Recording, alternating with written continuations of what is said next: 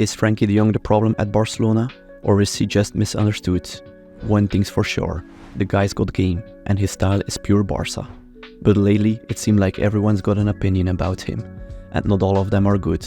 Some say he's wasting his best years in the wrong position, others thinks he's overpaid and should move on. But is Frenkie really the issue, or is there more to the story? Let's find out. It all started when Barca's former president, Josep Bartomeu, hopped on a plane to the Netherlands in 2019 to seal the deal with one of Europe's most wanted midfielders, Frenkie de Jong. Back then, Frenkie was 21, absolutely tearing it up at Ajax. Everybody will remember that game against Real Madrid, and if you don't know it anymore, you can always ask Luka Modric. Everyone was lining up to get his signature. PSG, Manchester City, you name it. But Frenkie, his dream club since he was young was FC Barcelona, and Bartomeu pulled a fast one and managed to lock Frenkie in for a cool 75 million euros. That's maybe the only good thing Bartomeu did in his Barcelona area, but that's another story. Now, Frenkie's got over 200 appearances, a La Liga title, and has played under 4 different managers. This dude has seen it all at Barca, from the highs of winning trophies to the lows of managerial chaos and financial drama. But through it all, Frenkie's quality has never really been in question. He played almost everywhere. Was there a problem? They said, let's put Frenkie there. And so he played from an attacking midfielder to even central defender. But the main question stays, where do we even play this guy to get the best out of him? Let's be real. Barca's been a hot mess off the pitch, which hasn't exactly helped Frenkie settle in smoothly. There was even a time when the club seriously considered selling him to Manchester United in 2022 to help fix their financial mess. Frenkie, of course, wasn't having any of that. Things got pretty tense, with Frenkie upset about his contract details being leaked to the media. And it wasn't just a smallie. Barca basically aired out his entire deal, which made everything super awkward. Yes, Frenkie earns a lot, and I mean a lot. Today he's Barcelona's highest paid player. This because a lot of high-earned players already left. But not so many people know the reason why Frenkie earns so much today. It's the fact that a few years ago he lowered his salary from that year to help the club. That help completely backfired into his own face. After all that drama, Frenkie fought his way back into the team. And by the summer of 23, he was one of Barca's 4 captains. But just when you think things are cooling down, the media starts stirring the pot again. Reports pop up saying Frenkie might leave, and you can imagine how frustrating that must be for him. I mean, here's a guy who's just trying to live his dream, and all anyone can talk about is his contract and whether he's worth the money. Frenkie is now 5 years at Barcelona. 5 years passed like nothing, and we didn't see the real version of Frenkie. Is this his fault? Let's look at his journey so far and judge yourself. Frenkie's journey at Barca hasn't exactly been a smooth ride. When he first arrived, he was this fresh-faced kid who has just helped Ajax reach the Champions League semi-finals. The dude was ice cool, dribbling out of defense like it was nothing. So naturally, everyone thought that he would be the perfect fit for Barca, especially since he idolized guys like Xavi and Iniesta. But the reality? Not so simple. For starters, the coach at that time, Ernesto Valverde, wasn't totally sold on Frenkie. See, Frenkie has been playing in a double pivot at Ajax, which is just a fancy way of saying he had a partner in midfield. But Valverde was more of a lone pivot guy, with Sergio Busquets holding down the fort, while the other midfielders roamed around. This means that Frenkie didn't just walk into the team and start bossing it like everyone expected. Frenkie's first season was decent, but the club was already starting to feel the heat. Valverde got the boot in January 2020, and that was just the beginning of the managerial merry-go-round that Frenkie had to deal with. In came Quique Setien. But things went from bad to worse. The season ended with a humiliating 8-2 loss to Bayern Munich in the Champions League, and Frenkie, being the self-critical guy he is, didn't sugarcoat it. We have a lot of problems, he said after the game. We have to change many things. I think today showed that we are having a lot of problems in the team. Setien didn't last long either, and by the time Ronald Koeman arrived in August 2020, Frenkie was already on his 3rd coach in just over a year. Koeman, a Barcelona legend and a fellow Dutchman, seemed like he could be the one to finally unlock Frenkie's full potential. Koeman even brought in Alfred Schreuder, who had worked with Frenkie at Ajax, as his assistant. With these 2 Dutchmen guiding him, Frenkie started to shine again, especially in early 21 when he went on a scoring spree, netting 5 goals in 11 games. But Frankie's versatility, which is usually a good thing, became a bit of a problem. Injuries in the squad meant that Koeman had to move Frenkie around the pitch. The guy was basically a Swiss Army knife for Koeman, but that constant shuffling meant he never really settled into one role. And let's not forget the total mess the club was at that time. Better late than never, Bartomeu got sacked, but the most painful part is the fact that Barcelona let Messi go for free. But then, new hope came. The new Barca has arrived. Could this be the time for Frenkie to finally shine? It was Xavi Hernandez who came. Xavi, another Barca legend, always had nice things to say about Frenkie, but words are words. There were times when it seemed like Xavi wasn't fully convinced about Frenkie's role in the team. With youngsters like Pedri and Gavi coming through, there was stretches when Frenkie found himself on the bench more often than not. Even Xavi couldn't use Frenkie to his full potential, and some fans started to doubt what his full potential even is. By the end of the 21-22 season, the rumors started swirling again, this time about a potential move to Manchester United, where Frankie's former Ajax coach Erik ten Hag was now in charge. United wanted Frenkie bad, and Barca wasn't exactly against the idea. Selling him would have brought in a big transfer fee and taken his hefty wages off the books, which was a big deal for a club struggling financially. But Frenkie stood his ground. He didn't want to leave Barcelona, especially not when it felt like he had still some unfinished business there. Last season, with Sergio Busquets moving on, Frenkie finally played in the position everyone thought he would be in from the start, as Barcelona's deepest midfielder. He's been racking up crazy stats, averaging more touches per game than any Barcelona midfielder since Xavi in his prime. But stats are stats, and as long as you don't win trophies, people forget about the stats.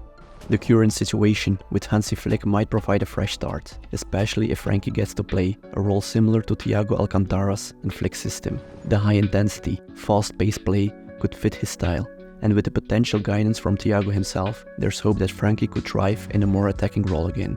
But here, maybe, Barcelona made a new mistake, as the contract of Thiago was only for 3 months and he's gone by now. Frenkie de Jong is set to earn 37 million euros next season, making him one of the highest paid players in football. Given his recent form and injury issues, this salary seems excessive.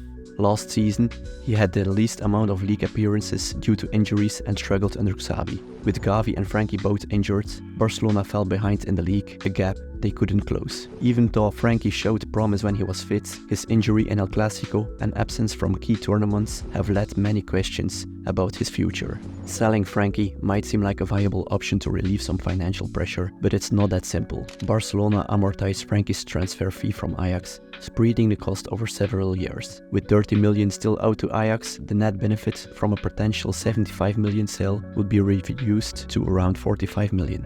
On top of that, if Frenkie is sold, Barcelona will need to pay off his deferred salary, which could be between 25 million and 34 million. After settling these costs, the net gain from his sale might be as low as 2 million. Replacing Frenkie is also challenging. Although players like Gavi and Pedri could cover some of his responsibilities, they are both injury prone. If looking at the potential replacement, Joshua Kimmich for example, would cost around 60 million euros, and including his transfer fee and salary, it might not offer a better value considering his age and salary demands. And maybe just the simple fact that Barcelona can't pay for a new player. Let it be alone to register them. They even let Ilkay Gundogan go for free, just so they can register Dani Olmo, who they bought for 60 million euros. What a brilliant work by Laporta and Deco. Frenkie's importance to the squad is undeniable, but without a solid defensive midfielder next to him, he just can't be the player Barcelona needs him to be. It's frustrating because we all know how good he can be. It's hard to blame Frenkie for not wanting to renegotiate his contract. He's just had a child, and it's not like he's going to give up that kind of money easily, especially when it was Bartomeu who agreed to pay him that much money in the first place. If I were in his shoes, I wouldn't be too eager to give up that income either. He's playing at the club of his dreams and living in the beautiful city that Barcelona is. But at the same time, it's frustrating to see how much he's earning compared to how the team is performing. The only solution for the fans accepting Frenkie is if the club starts winning trophies, but for some reason I believe that's not in his own hands. If you look at how the transfer window is going, and if you look at how the team is right now, it's an impossible task to compete with the ultimate best. We might have a strong starting 11, but as soon as some players are injured, we'll face problems. Barcelona doesn't have any depth in their squad. And in the end, when Barca hasn't won any trophy, they will look at Frenkie again and blame him for earning too much. So, Barcelona and Hansi Flick need to do the impossible for the fans to accept Frenkie de Jong. How can they do this? It's up to Flick to find a solution to the defensive issues. Maybe trying out Christensen in midfield could be a way to unlock Frenkie's full potential again. The only problem He just got injured and is out for 2 to 4 months. Other possibility is to look at La Masia products, and there you find Marco Caicedo, a really talented central defensive midfielder, but without any experience on the highest level, not perfect to compete when it matters the most. It's clear that Frenkie de Jong, despite the criticism, is far from the main problem. Look, Frenkie has been at the center of attention, but if you zoom out and see the bigger picture, you'll realize he's not a core issue. The real issue lies in the broader management and decision making that has led to these missteps. Deco's handling of transfers and contracts has been disastrous, especially when you see the effort and losses they need to make to register a new player. The club's financial issues and poor strategic decisions are at the heart of the problem. Barcelona's handling of Vitor Roque is a clear example of their recent mismanagement. They brought the young Brazilian forward in ahead of schedule, which seems like a strategic move to bolster their squad. However, instead of integrating him into the team and giving him a chance to develop, Roque has spent most of his time on the bench. When a club signs a promising talent like Roque, the expectation is that he will be given opportunities to prove himself and grow within the team. But Barcelona's decision to loan him out to Real Betis highlights a lack of clear planning and vision for his role. It raises questions about the club's strategy and how effectively they are managing their young prospects. But the real reason for the club's frustration with Frenkie is the feeling that he might be running down his contract to leave on a free transfer when his deal expires in mid-26. The fan base are concerned that the young might follow a path similar to Mbappe's move from PSG.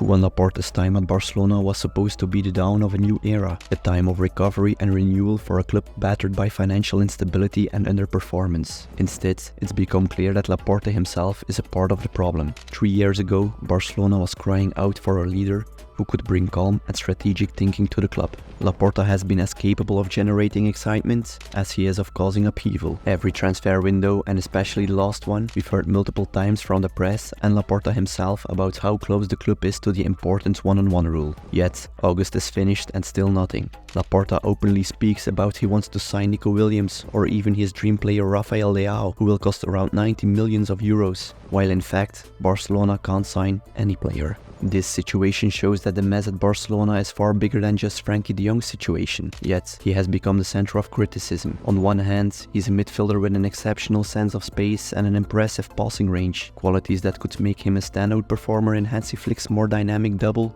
central midfield, central defensive midfield system. Flick's tactical approach, which emphasizes fluid transitions and quick attacking moves, could suit de Jong's style perfectly, allowing him to exploit his strengths and contribute more effectively to team's play. But in the end, it's about winning trophies. So again, I would ask the fans of Barcelona to hope and support their team when they need it the most. And the team, that includes Frenkie de Jong, so stop give him so much criticism and support him, because the reality is that Frenkie de Jong can help Barcelona a lot. He's a world-class player, and if you want to win trophies, you will need a fantastic Frenkie. So, do you think Frenkie de Jong is at the center of Barcelona's financial mess? What would you do with him? Can the problem be solved? Let me know your thoughts in the comments. Also, comment loyal below if you watched this video until the end, so I know who the real ones are. If you enjoyed this video, smash the like button, subscribe, and hit the bell icon to stay updated because more things will come. Visca el Barça.